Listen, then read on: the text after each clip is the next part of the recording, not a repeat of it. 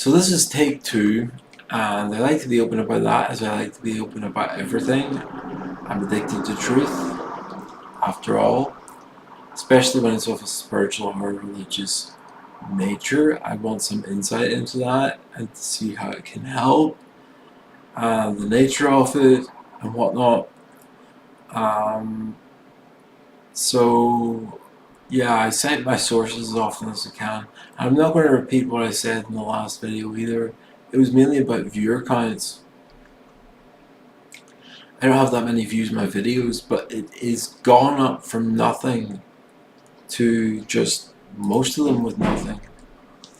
My most viewed videos have about 53, 42 views. That's two of them. Then there's a couple around just over 10, 12, 13, whatever. And most of them have about 1, 3, 7. And I've had this account for a month and a week. So I want to talk about why I don't actually care, why I don't care beyond intrigue. I am a man of integrity, and I believe that's the right word. It feels instinctively the right word, though I've never had a dictionary define it. So, if I type into Google integrity meaning, to me, right before I hit enter, this is something that I think means holding steadfast through people's opinions and rhetoric and dialectic conversations where you could easily be swayed. You know truth in your heart, and you're prepared to die for that truth if need be, in extreme cases. So that's exactly what it means, pretty much. The quality of being honest and having strong moral principles. Number two, the state of being whole and undivided. You can merge the two of them into what I just said. Holding steadfast during storms, during emotional and informational storms. Now, I'm going to add a speculation here, which is quite unhealthy, but I would say there's two main reasons my videos don't get off the ground. First of all, I don't deliver on the flashy blueprint. I don't have a thumbnail where I'm like, oh, and against the blue background or whatever with try this, it works, or why uploaders don't get any attention. Three main reasons you might have missed. Things they don't tell you at school. Stuff like that. It's like, I get tired of that. And I've never been like that. I didn't fit in at school. I made a thing about it, you know? I didn't make a thing out of it by announcing it. I just live it, you know? An outcast, pure and simple. Now, if I was a pretty hot girl, right, I would probably be getting piles of views. Piles of them. What, just talking to the camera and nothing else? Talking to OBS? Isn't that what they call it? OBS, yeah, that's the app I use for my videos, by the way. It's the most basic video recording software you could use. I tried a little bit on Twitch, but you know, no. And that's not because of any other reason than, okay, I'll say it, I'm shy at it. I'm shy at Twitch.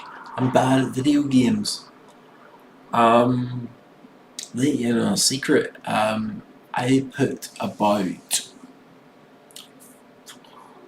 I've probably overall, I've put over 600 hours into Dark Souls 3 during my 20s. And comparable amount of time into Dark Souls 1, which I consider the perfect game.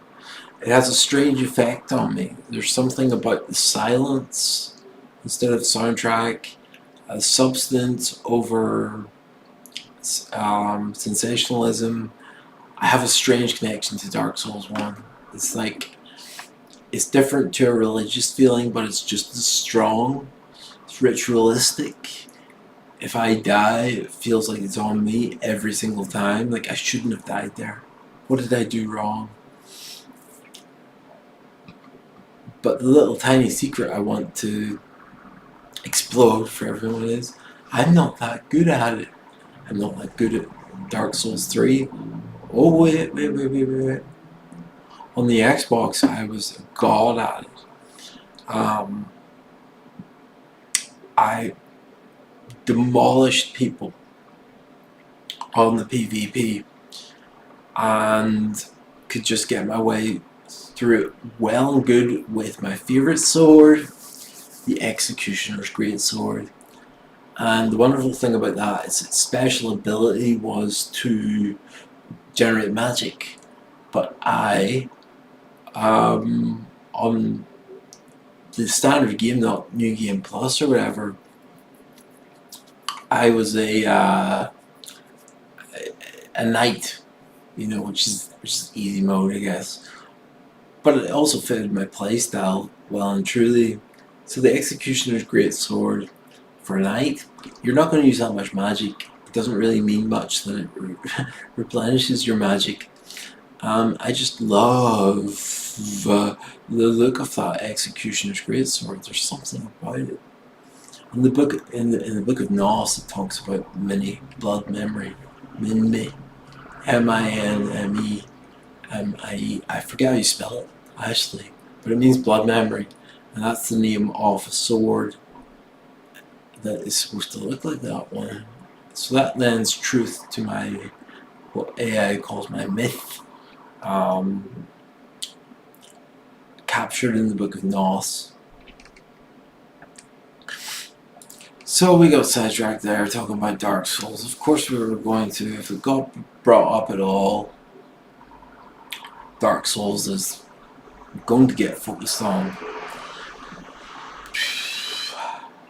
What I really want this video to be about is why I have, whenever I start up an account, Instagram, Facebook, X.com, Tumblr, when I had Tumblr,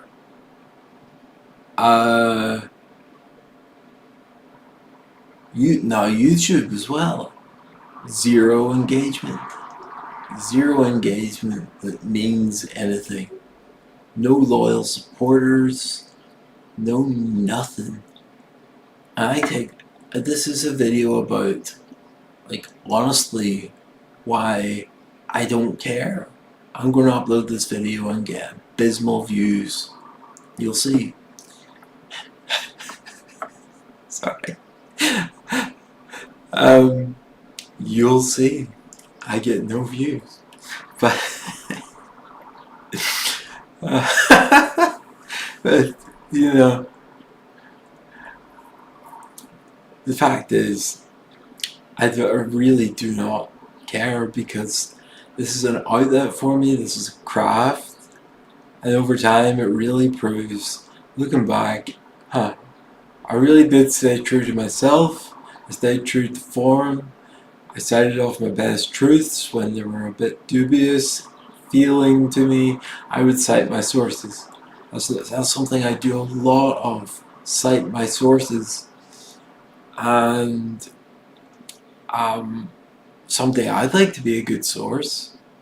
I try to explain the holy, and I try to explain what it's like being me, and that's all transient, and that's all loose, because I use so many words as adjectives, and I've done this since my enlightenment in 2024, or early 2024, where I did receive enlightenment the same way Christ or Buddha would have.